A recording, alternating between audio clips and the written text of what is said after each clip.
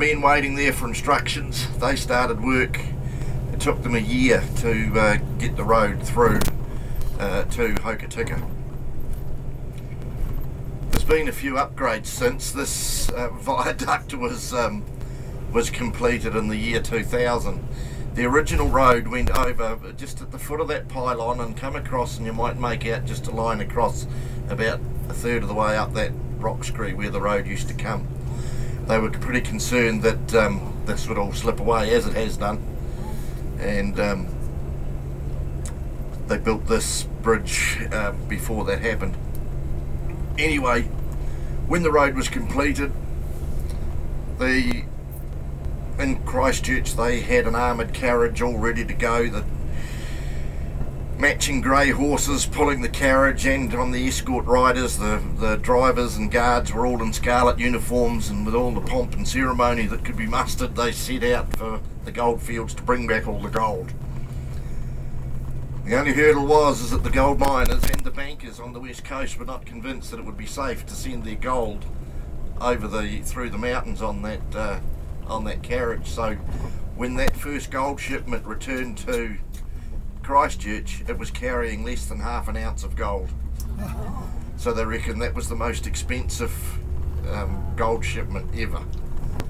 But of course it got the road built for us, and it's a main arterial highway that we couldn't do without now, of course.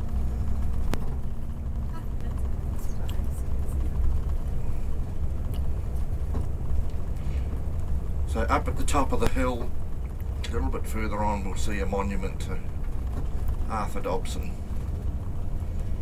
And just as we left Greymouth on the other side of the river, there's a little town called Dobson, named after young George, who unfortunately was murdered there just a few years later by the Sullivan gang. They thought that George was a gold buyer. Of course, he was in the family tradition, he was a surveyor. They thought his satchel full of measuring equipment would be full of gold, so they shot him. So they named the little town after him.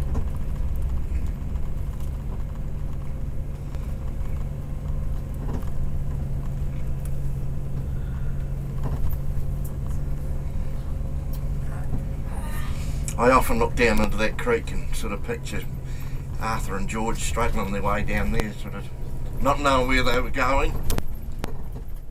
Would have been a bit of a challenge, wouldn't it?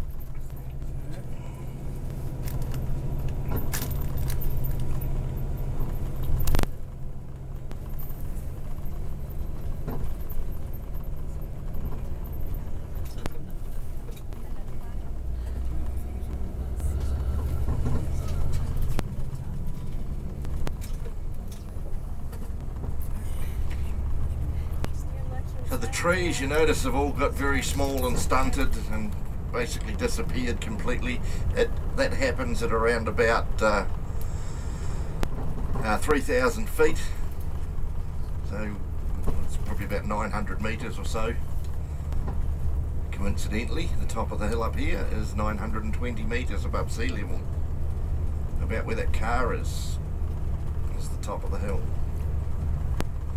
Up to the left there is a ski field, Temple Basin ski field. You've got to walk up there.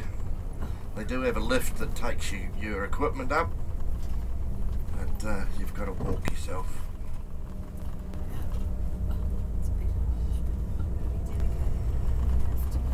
So here's Arthur's monument.